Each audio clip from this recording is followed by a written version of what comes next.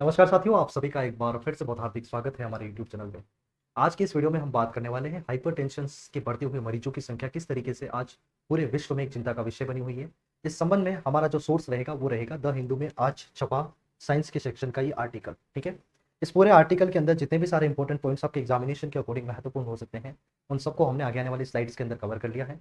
और इस टॉपिक को और इस वीडियो को पूरा देखने के बाद आप ये पाएंगे कि आप चाहें अगर तो इस आर्टिकल को न भी पढ़े तो भी सारी की सारी चीजें हमने कवर कर लिए। चीजों को थोड़ा आसान भाषा में हम समझाने का प्रयास करेंगे। ठीक है, साथ ही में पहले हम समझते हैं हाइपरटेंशन आखिर होता क्या है। ठीक है, जैसे आप ये देख पा रहे हैं आपकी बॉडी की ये नर्व से मान, ठीक है, ये शरीर की नसें जो है वो आपकी यहाँ पर सपोज। ठीक है, अब यहां पर आप देखोगे तो इनके बीच की जो चौड़ाई है जिसे हम कहते हैं डायमीटर, जो व्यास कहते हैं एक नस का, ठीक है, यहां पर ये आप देखोगे इस पिक्चर में तो यहां पर ये व्यास काफी बड़ा है। ठीक है, और वहीं पर यहां आप देखोगे तो ये व्यास क्या हो गया, छोटा हो गया। बहुत आसान भाषा में समझेंगे हम हाई ब्लड प्रेशर क्या होता है। ठीक है, हाई ब्लड प्रेशर जैसे हम बीपी का बढ़ना कहते हैं, ठीक है, आम भाषा में। यहां पे इस डायमीटर का थोड़ा सा चौड़ा होना और यहां पर डायमीटर का थोड़ा पतला हो जाना। ठीक है, अब इसके अंदर से यूजुअली कोई भी पदार्थ अगर निकलेगा और वहां पर अगर चौड़ाई ज्यादा है तो ऑब्वियसली वो एक बहुत अच्छे फ्लो के साथ निकल पाएगा। ठीक है, मतलब हमें किसी तरीके के प्रेशर की रिक्वायरमेंट नहीं होगी। ठीक है, और वहीं पर उस डायमीटर का अगर पतला हो जाना तो मतलब खून जो फिर आगे बहेगा उन नसों में से उसे एक प्रेशर के साथ बहना पड़ेगा। ठीक है, तो इसी को हम कहते हैं हाई ब्लड प्रेशर। क्या कहते हैं इसी को हम, हाई ब्लड प्रेशर। ठीक है, ये एक स्वस्थ हार्ट की निशानी होती है। और वहीं हम बात करें तो ये वो हार्ट है जहां पर आपको प्रेशर ज्यादा देखने को मिलेगा क्योंकि डायमीटर के अंदर यहां पर कमी आती है। ठीक है, ये आपके हाई बीपी है और ये आपका कैसा बीपी है, तो ठीक है। अब समझना, इसी हाई बीपी को हम नाम देते हैं हाइपरटेंशन का। किसका नाम देते हैं, हाइपरटेंशन का। और हाइपरटेंशन के कुछ सिम्टम्स की बात करें, जैसे लगातार पसीना आना, आप नॉर्मली भी अगर बैठे हैं तो वहां पर भी आपकी धड़कनों का बहुत तेज गति से धड़कना, ये तमाम कुछ ऐसी निशानियां होती है जहां पर आप थोड़ा अनुमान लगा सकते हैं हार्ट जो है वो आपका उतना स्वस्थ नहीं है। इन दिनों आपने देखा होगा कि कई सारे केसेस ऐसे आते हैं कि 20-20 साल के लड़कों को, आपने फिर जिम में हार्ट अटैक्स की समस्या की बात सुनी होगी कि जिम के दौरान, और कुछ केसेस तो ऐसे भी हैं कि जहां पर एक इंसान डांस करते करते, नाचने नाचते किसी इंसान को हार्ट अटैक आ रहा है। आखिर ये हार्ट की ऐसी समस्या हमारे सामने किस तरीके से पनपी है, इन तमाम चीजों को लेकर डब्ल्यूएचओ ने बहुत अच्छी रिपोर्ट प्रकाशित करी है। और इसी आर्टिकल के कुछ बिंदुओं को हम स्लाइड्स के माध्यम से समझने का प्रयास करेंगे। ठीक है, समझते हैं क्या होता है हाइपरटेंशन, आखिर ये हाइपरटेंशन की स्थिति क्या होती है। ठीक है, चिकित्सा मानकों के आधार पर जब बीपी का स्तर 140/90 140/90 से लगातार ऊपर आका जाता है तो उस स्थिति को क्या कहा जाता है, हाइपरटेंशन। जब ब्लड प्रेशर को आप कैलकुलेट करते हैं, जब उसे मापते हैं, तो वहां पर उस ब्लड प्रेशर का बार बार 140 से ऊपर जाना, 140/90 से थोड़ा ऊपर रहना, ये हाइपरटेंशन की स्थिति जो है वो एक इंसान के अंदर क्रिएट करता है। नॉर्मली इतनी बात समझनी है हमें। पहली बार विश्व स्वास्थ्य संगठन, जिसे हम कहते हैं WHO, ठीक है, विश्व स्वास्थ्य संगठन ने एक विस्तृत रिपोर्ट पेश की है जिसमें इस घातक स्थिति का वर्णन किया है। अब वो घातक स्थिति क्या है, आगे आने वाली स्लाइड्स के अंदर चीजें आपके लिए थोड़ी और क्लियर होंगी। लेट्स मूव ऑन, सी। अब कुछ अहम खुलासे हुए हैं, वो अहम खुलासे क्या, वर्तमान स्थिति की हम बात करें, लगभग प्रत्येक 3 में से एक वयस्क इंसान हाइपरटेंशन से आज ग्रसित है। आप समझ रहे हैं, वयस्क मतलब अगर 18 साल के ऊपर के इंसानों की हम बात करें, आज प्रत्येक 3 में से एक वयस्क तकरीबन हाइपरटेंशन की समस्या से ग्रसित है। हाई ब्लड प्रेशर जिसे हम कहते हैं, ये एक बहुत बड़ा खुलासा है। 3 में से एक इंसान का इस बीमारी से ग्रसित होना। जैसे डिसीज की हम बात करें तो नॉर्मली बीमारियां दो तरीके की होती है, एक तो होती है कम्युनिकेबल और एक होता है नॉन कम्युनिकेबल।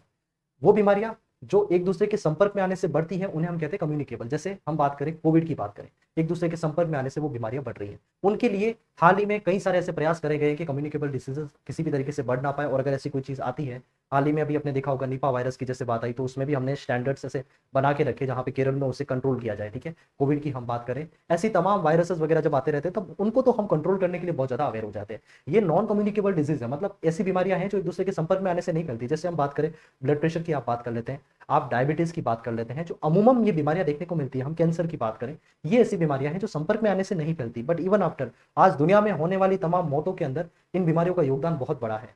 क्या इस संबंध में ऐसे प्रावधान किया जाए हम इनके प्रभावों को थोड़ा कम कर पाए। ठीक है, ये तमाम चीजें यहाँ पे कवर करी गई हैं। अब देखना, सेकंड पॉइंट हम देखते हैं, 3 में से एक वयस्क आज लगभग इस बीमारी से ग्रसित है। बहुत चौंकाने वाला आंकड़ा है ये। हाइपरटेंशन से ग्रसित लोगों की संख्या जहां 1990 में बात करें तो 650 मिलियन के करीब थी, आज वो संख्या 2019 का एक डेटा था उसके अकॉर्डिंग कहां तक पहुंच चुकी है, 1.3 बिलियन। मतलब 1990 से 2019 की आप बात कर रहे हैं तो लगभग 30 सालों के अंदर ये डेटा पहुंच जाता है डबल। क्या ऐसे चेंजेस हुए हमारी लाइफ स्टाइल के अंदर, या फिर कोई और डिसऑर्डर है जिस वजह से ये तमाम चीजें आज इतनी तेज गति से फैलती हुई नजर आ रही है? ठीक है, डबल हो जाना 30 सालों के अंदर, तो ये बहुत चिंताजनक स्थिति है हमारे लिए। फिर हम बात करते हैं, सॉरी, वहीं इसमें से आधे से अधिक लोगों को अपनी स्थिति के बारे में लंबे समय तक ज्ञान नहीं हो पाता। देखो बीमारियां जो होती है ना, कभी कभार क्या होता है, उसके लक्षण, उसके सिम्टम्स की हम बात करें,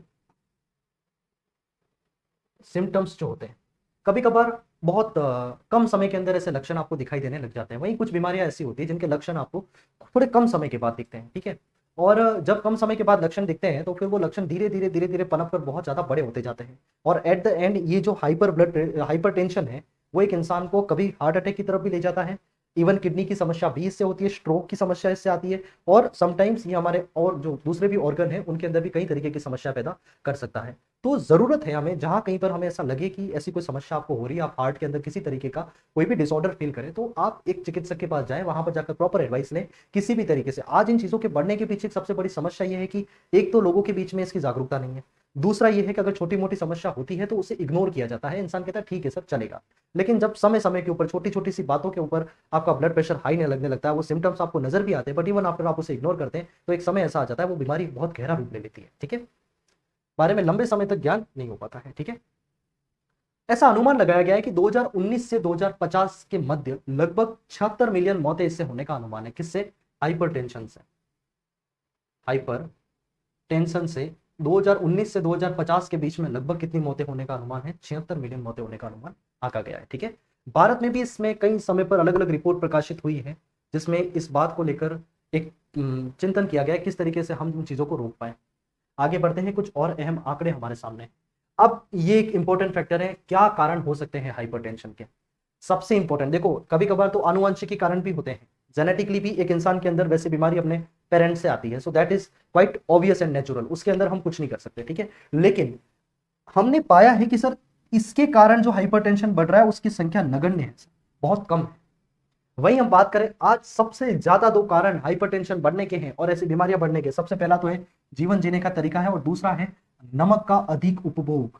थोड़ा आश्चर्य में डालेगा आपको ये बात, लेकिन ध्यान रखें, excessive consumption of salt will somewhere lead to the hypertension. बहुत ज्यादा मात्रा में अगर नमक का इस्तेमाल किया जाता है तो फिर ये हाइपरटेंशन की तरफ ले जाता है। WHO के आंकड़े आपको कहते हैं कि ज्यादा से ज्यादा, है ना, नमक की हम बात करें तो 5 ग्राम, कितने, ये उन्होंने डिसाइड कर रखा है भाई, इससे ज्यादा किसी भी इंसान को नमक नहीं लेना चाहिए। और उससे ज्यादा अगर नमक किसी भी तरीके से लिया जाता है 5 mg से, तो ये बहुत बड़ा उसके लिए कंसर्न हो सकता है आगे आने वाले समय। अब एक और जीवन जीने का तरीका, जैसे आज जीवन जीने के तरीके के अंदर आप कुछ चीजें पाते हैं, जंक फूड का अधिक से अधिक मात्रा में लोगों के द्वारा उपयोग किया जाना, इसके बाद फिजिकल एक्सरसाइज जो है उसकी बहुत ज्यादा कमी होना, एक बहुत ज्यादा मतलब पैसिव जिंदगी जीना जहां पर शारीरिक गतिविधियां बिल्कुल ना के बराबर है। फिर आप पाते हैं इसके अंदर एक मोटापा जो है वो भी एक बड़ा कंसर्न होता है इस तरीके की चीजों के लिए। और ये सारे के सारे चीजें जो है, ये मोटापा की बात करें हम, फिजिकल एक्टिविटीज नहीं होने की बात करें, अधिक से अधिक नमक के उपयोग की हम बात करें, और चीजों को लेकर हमारा जो मेंटल फिनोमिना जो है, हमारा मानसिक एक फ्रेमवर्क जो बन रखा है, अभी जो वर्तमान पीढ़ी के अंदर आप एक चीज पाते हैं कि छोटी छोटी चीजों को लेकर ये बहुत ज्यादा घबरा जाने वाली पीढ़ी है ना। और उसका कारण है कहीं ना कहीं पर ऐसे मानसिक प्रभाव, जब एक इंसान अपनी जिंदगी की तुलना दूसरे लोगों की जिंदगी से करने लगता है, एक प्रभाव तो ये। फिर excessive use of social media, आप पूरे दिन भर उसके अंदर लगे रहते हैं और उसके बाद आप पाते हैं कि उसकी जगह पर 2-3 घंटे आप अगर कोई और प्रोडक्टिव काम करते तो शायद हो सकता था फिजिकल एक्टिविटी से आपके हार्ट की हेल्थ थोड़ा अच्छी हो सकती थी। बट इंस्टेड ऑफ दैट हम बैठे रहते हैं, जीवन हमने बहुत ज्यादा हमारा आलसी बना लिया, क्योंकि सारी चीजें हमारे सामने आज ऐसी हो गई है। ये जो लाइफ स्टाइल जो है उसको हमने जिस तरीके से खराब करा है, ये एक बहुत बड़ा कारण है आज हाइपरटेंशन के मामलों के बढ़ने का। ठीक है, ये तीन कहीं ना कहीं कारण है। अब साइलेंट किलर इसे क्यों कहा जाता है जब हम हाइपरटेंशन की बात करें? एक तो ये है कि लंबे समय तक इस संबंध में कोई ध्यान नहीं दिया गया जाता व्यक्ति के द्वारा। ठीक है, और इसके बाद अंत में यही बीमारी जो जाके हार्ट अटैक है, स्ट्रोक से, किडनी डैमेज जैसी बड़ी समस्या बन के जब आती है, तब पता पड़ता है कि हमारा हार्ट एक लंबे समय से हेल्दी नहीं था। ठीक है, इसलिए इसे क्या कहा जाता है? Silent killer. क्योंकि स्टार्टिंग में तो इसके सिम्टम्स हमें नजर नहीं आते, लेकिन धीरे धीरे धीरे धीरे जब ये बड़े होते जाते हैं तो इसके बाद हमें पता पड़ता है कितना नुकसान इस चीज ने हमारा कर लिया है। ठीक है, लेट्स मूव ऑन। अब हमने बात करी है तो ग्लोबल पर्सपेक्टिव को लेकर, जहां पे WHO के आंकड़े जो है वो कुछ और चीजें हमारे सामने बयान करते हैं। अब बात करते हैं भारत की स्थिति के बारे में। भारत के अंदर क्या स्थिति है? तो भारत में हाई बीपी वाले लोगों की संख्या की बात करें जो लोग 15 से 49 की आयु वर्ग के हैं, वो आंकड़ा 20.4% से अब कहां पर आ गया है, 22.8% आया है। मतलब एक बार फिर से करीब 2% की वृद्धि जो है वो ऐसे मामलों में हुई। क्लियर। आगे बढ़ते, करीब 58% लोग तो ऐसे हैं जिन्हें पता ही नहीं होता कि वे हाइपरटेंशन से क्या है, ग्रसित है। मतलब डायग्नोज नहीं कर पाते हैं लोग अपनी बीमारी को। 58% ऐसे मामले हैं जहां पर लोगों को पता ही नहीं होता है कि वो हाइपरटेंशन जैसी चीजों से ग्रसित है, और लक्षण प्रकट नहीं होते हैं, और इस वजह से उन्हें कई बार क्या होता है, नकार दिया जाता है। WHO के 2019 के एक आंकड़े को देखा जाए तो भारत में 188 मिलियन लोग 30 से 79 वर्ष की आयु में जो हैं वो किससे ग्रसित है, हाइपरटेंशन से। ये बहुत बड़ा आंकड़ा है। यूजुअली ये हाइपरटेंशन की बीमारी हम आज से 50 साल पहले देखें तो वहां इतने केसेस हमको देखने को नहीं मिलते थे, क्योंकि लाइफ स्टाइल है, इसके बाद जो खाना है हमारा स्पेशली वो बहुत ज़्यादा प्योर हुआ करता था। लेकिन धीरे धीरे जंक फूड की मात्रा का बढ़ना और फिजिकल एक्टिविटीज़ का कम होना, excessive dependency on the mobile phones and the system and computer, जो सारे काम होते हैं वो इस तरीके के हो गए जहां पर हमको बैठने का काम हमारे ज़्यादा हो गया है। इन चीज़ों का नुकसान हो रहा है हमें, आज इन चीज़ों में हम इन्हें देखते हैं। ठीक है, भारत की स्थिति में अब एक और देखना कि इन लोगों में से केवल 37% लोग ऐसे हैं, किनमें उन 188 मिलियन लोगों में जो उससे ग्रसित हैं, 37% लोग ऐसे हैं जिन्होंने जांच करवाई है। मतलब किसी तरीके से उन्होंने प्रयास करा डॉक्टर के पास जाके, मुझे ऐसी समस्या हो रही है, ऐसे ऐसे लक्षण आ रहे हैं, तो क्यों आ रहे हैं। 37% लोग तो कहां पे गए हैं, 188 मिलियन को अगर आप 100% मान ले तो उनमें से 37% लोग ऐसे हैं जो डॉक्टर के पास जाके जांच करवाते हैं, और उनमें से भी मात्र 30% लोग ऐसे होते हैं जो क्या करते हैं, इलाज लेते हैं। और कंटिन्यू इलाज लेकर ठीक होने वालों की संख्या लगभग कितनी है, 15%।